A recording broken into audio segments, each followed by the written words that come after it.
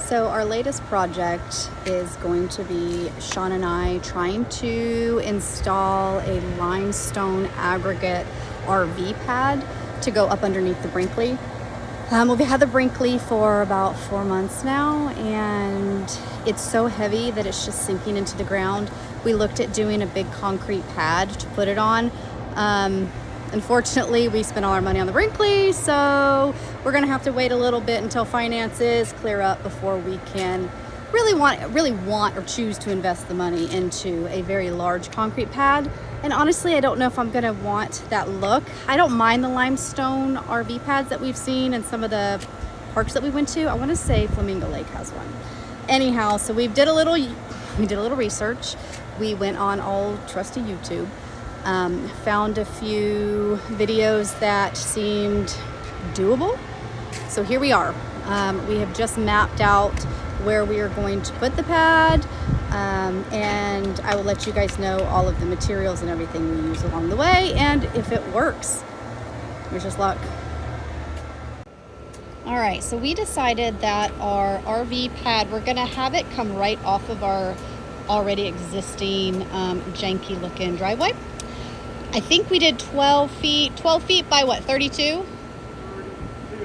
12 feet by 32. The front half of the rig actually sits on the driveway, so we didn't want to go back too far. You can kind of see where the grass has already been dying from it being there, so we went back until we hit the green patches. At this point, what we have are four 4x4 pressure treated pieces of lumber. We've got two 4x12s for the back end and the front end. That's to help keep all the aggregate, I guess, in place. We found these cool, it says paver bases to go up underneath. I looked at a lot of what are they called, paver grids. They get very, very costly. At that point, we might as well have just gone with a huge slab of concrete, because at the end of the day, some of those paver grids came out to like $1,000 and $2,000 depending on, I guess, the load weight that you put.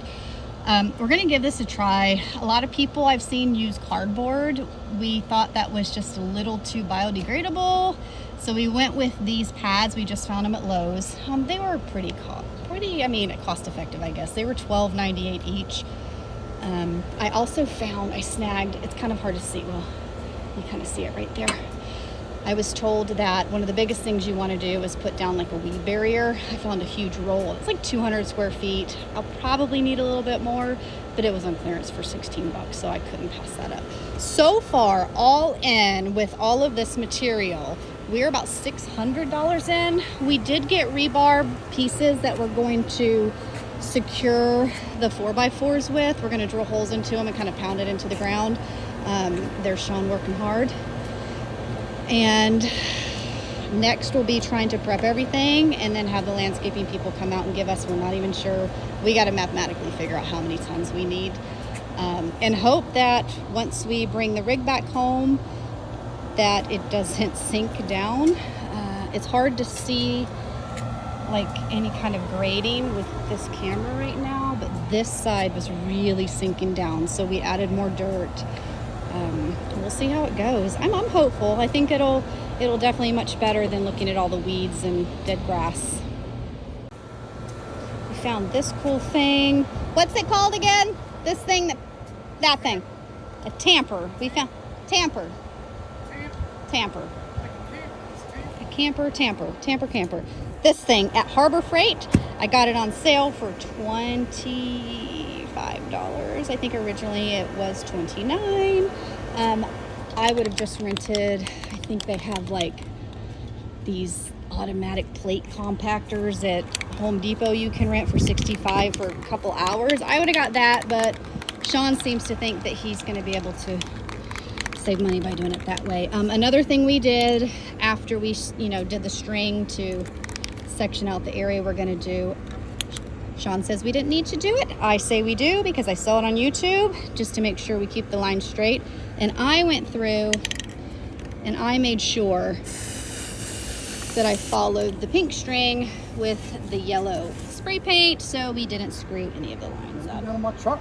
I'm not going to get it on a truck. Yellow and black truck. Don't mix? Don't mix. You'll be like a bumblebee. No. No.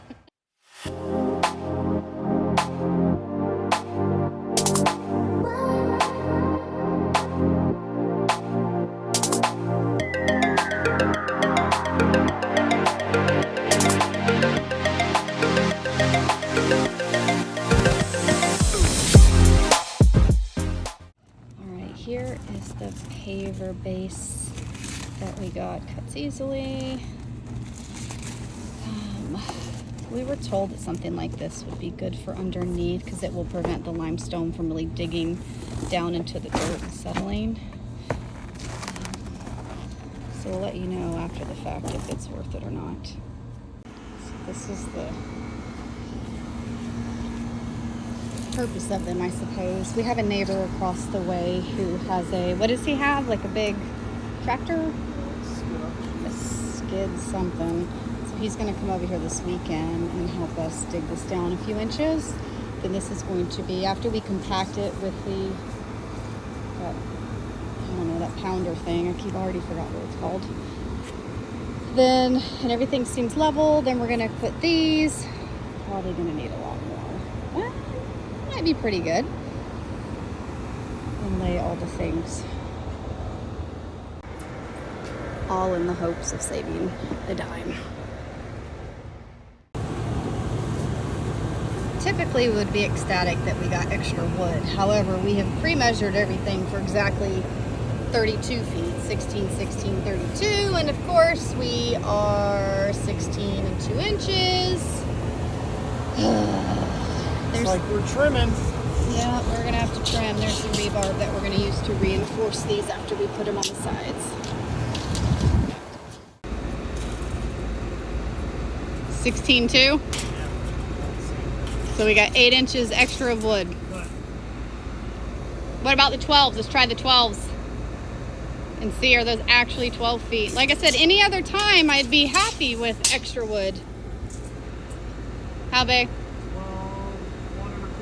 12, 1 1/4. Figures. Thanks, Lowe's.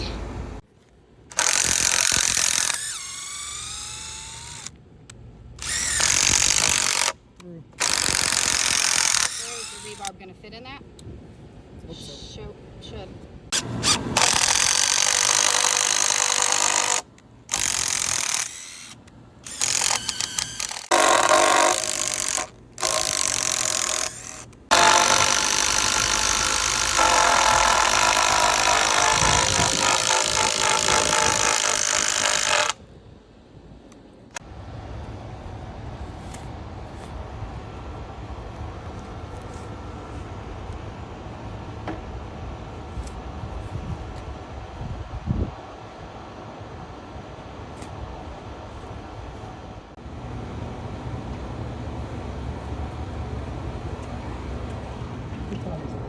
It is 6 something. I took my watch off.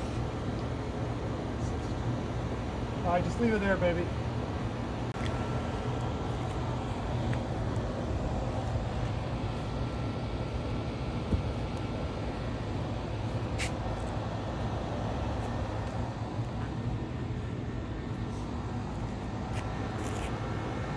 This is where you hope the boards are straight and not not warped at all. It's definitely not level, but What's that? so it's definitely not level, but I guess you could use like sand and gravel up underneath to level these things. Okay.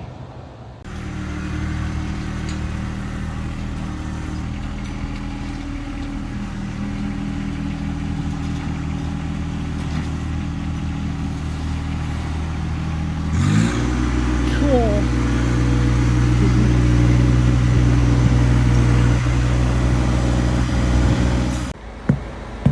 So thankfully we had a neighbor across the lake come over with it was a John Deere. It was like a tractor with the front loader on it. I thought it was a skid steer, but it wasn't.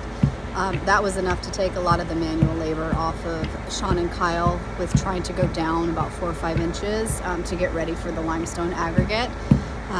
We took a little bit of time off. The kids are over, the grandbaby's over, so we're having a really fun pool day. Of course, I catch Sean over here with the, what is that thing called? Tamper. Tamper. compactor, manual compactor thing. He should be in the pool relaxing, but instead he is watering down the dirt and tampering it, trying to get it ready for tomorrow. We're hoping that we're able to get a couple tons of it and start compacting it completely. So when the Brinkley comes back next week, we'll be able to have the pad ready for it. So, wish us luck still. I didn't say you could stop. Woo! Keep going. Let's go! All in the name of saving $1. Well, actually, a lot of dollars. A large amount of dollars. Don't worry, that's going to be cut. To measure twice, cut once. Right, you got 10. 10 toes, Got yeah. 10. Well, I have a feeling that you're not going to be too happy if you accidentally take that tamper. Oh, look, I remember what it was. And crush your big toe, or even your second or third toe. Safety first, guys. If you're going to do this, make sure you do it with steel-toed boots on and all the things that are required to be safe. Oh my gosh, this is not going to turn out well. A new dawn, a new day. We are back at it, working on the RV pad.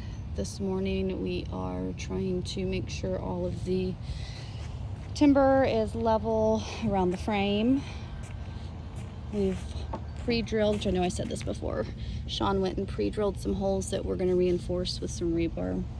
We may add a couple more after we get it there. We do think that the yard is slightly sloped because we can't seem to get it completely level from one side to the next. I wouldn't doubt it. And that's where we're at now. Hey, I'm going to repurpose these awesome outdoor rugs. I'm going to put them underneath and maybe take some of those slightly $12.98 expensive foam pads back to Lowe's and only use what I need. So that's today. That's today's job. Happy Sunday. Yeah, no rest. Happy Sunday. No rest for the wicked.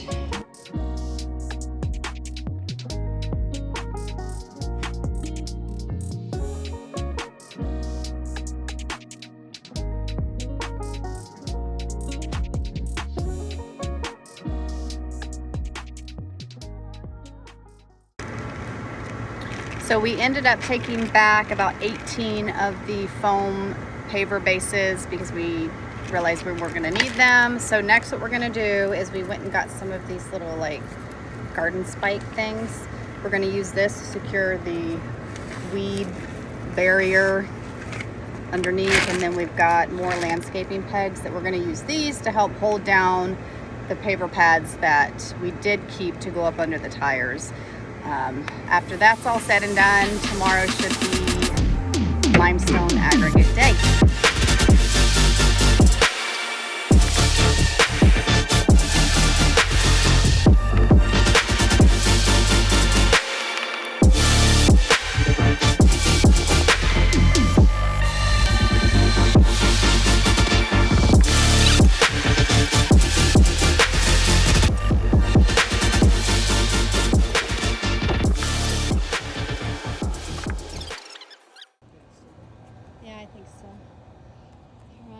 Got the weed barrier down.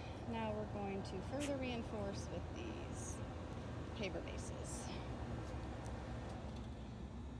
That's where we have, the recycled rugs. That's why we didn't need to put weed barrier over these.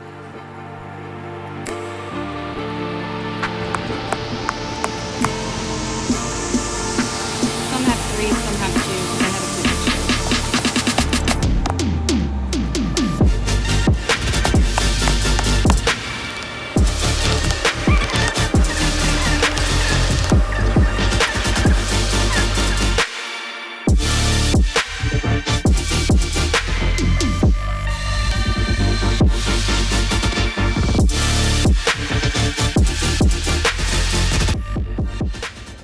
So everybody can see the overall process.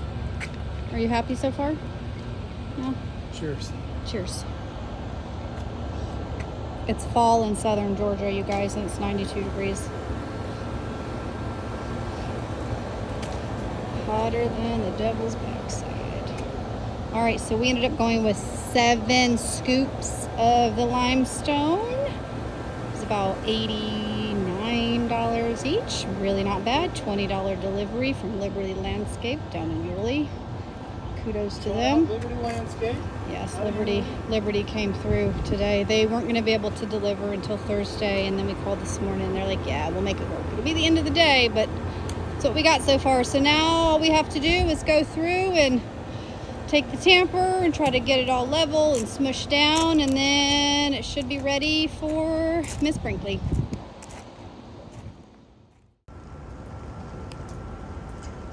Miss Brinkley is back, and it looks really nice on the new RV pad that we did.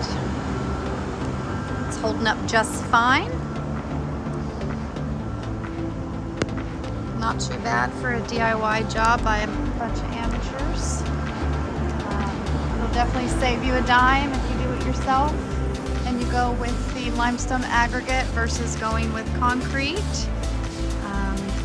Don't forget to like and subscribe to our channel if you want to see more of our shenanigans and travels and trips and projects along the way.